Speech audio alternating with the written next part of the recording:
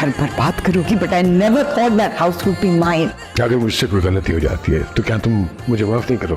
तुम्हारे डैड ने एक और शादी कर ली है। क्या लगा आपको किसी को भी उठा कर ले आएंगे और हम मान लेंगे? मेरी माँ की जगह दे देंगे उसे। मुझे और तुम्हें तौकीर से कोई अलग नहीं कर सकता। मेरी मॉम आज उसकी वजह से रोई है। मैं उसे मुझे गौर से देखें, चांद का मुझसे टुकड़ा मुझकी हूँ। कमजोरी है, जैसे वो मुझे किसी भी ओके, हिस्से में तस्वीर आपका निकाह मासूमा सिद्दीकी के साथ पढ़ाया जाता है, क्या आपको है? कबूल है। अस्सलाम वालेकुम नाज़रीन, ड्रामा बिस्मिल के नेक्स्ट एपिसोड के टीज़र में आप देखेंगे कि मासूमा ने तौकीर मियाँ को अपने जाल में फंसा लिया है अपनी झूठी मोहब्बत से, और तौकीर मियाँ जैसे उसी के गुण गा रहे हैं और बस वो उन्हीं की फेवरेट हो गई है।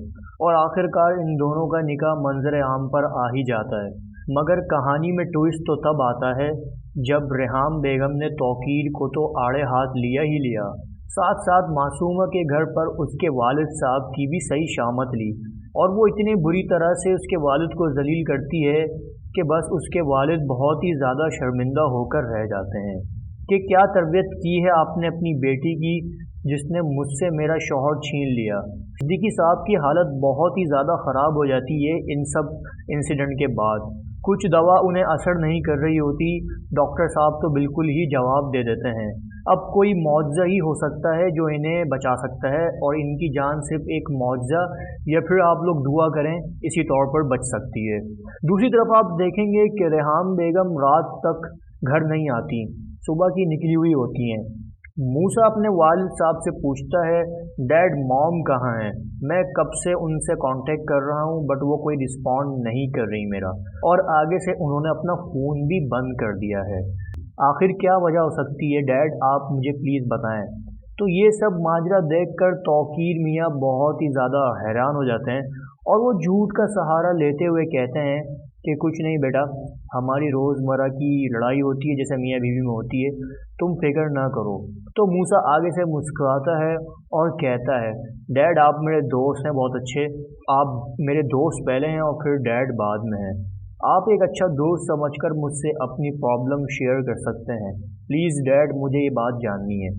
तौकीर मियाँ उसे कुछ नहीं बताते और ये कहते हुए वो बस इस बात को टाल ही देते हैं। तो दूसरी तरफ आप देखेंगे कि उसी वक्त रेहाम बेगम वहाँ आ जाती हैं, वो आकर कहती हैं बेटा मैं तुम्हें बताती हूँ सारी वजह। मूसा उनकी तरफ देखता है और फिर हैरान होता है बहुत ज़्यादा। वो बताती हैं बेटा तुम्हारे बाप ने एक दूसरी शादी कर ली है एक जवान उम्र लड़की से। ये सुनकर मूसा तो बहुत ही ज़्यादा हैरान हो जाता है और उसके पैरों से ज़मीन ही निकल जाती है। वो तो अपने दोस्त के वालिद साहब की दूसरी शादी की वजह से इतना डिस्टर्ब रहता है बेचारा और इतना परेशान रहता है, यहाँ उसका अपना बाप ही ये हरकतें करता फिर रहा है, तो वो अपने आपे से बाहर हो जाता है और गुस्से में आ जाता है। मूसा बहुत जज्बाती लड़का होता है और बहुत ही सेंसिटिव।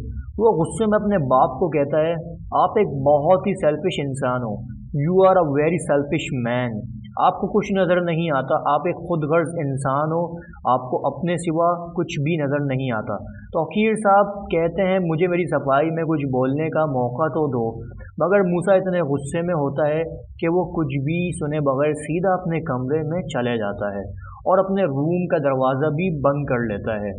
रूम में जाकर वो बहुत ही बुरी तरह से चीज़ें तोड़ता है, सब कुछ बिखेर देता है, उसे कुछ भी समझ नहीं आ रहा होता, उस वक़्त उसका दिमाग नहीं काम कर रहा होता और वो अपने आपे से बाहर हो जाता है।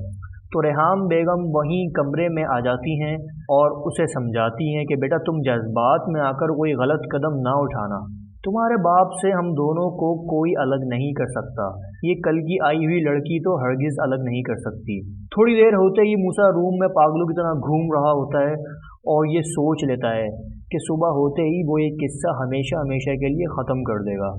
वो अपनी ड्रॉर से एक पिस्टल निकाल लेता है और तौकीर साहब से जाकर कहता है मेरी माँ उस घटिया औरत की वजह से रोई है, आज उन्हें तकलीफ़ पहुँची है, मैं अपनी माँ की आंखों में एक भी आंसू बर्दाश्त नहीं कर सकता, आपने उनको बहुत तकलीफ़ दी है, उन्होंने आपके साथ इतने हसीन मोमेंट स्पेंड किए, हमने आपके साथ इतना अच्छा वक्त गुजारा, लेकिन आपने हमें धोखा दिया, मैं उस औरत को नहीं छोड़ूंगा, आप ये बात सुन लें।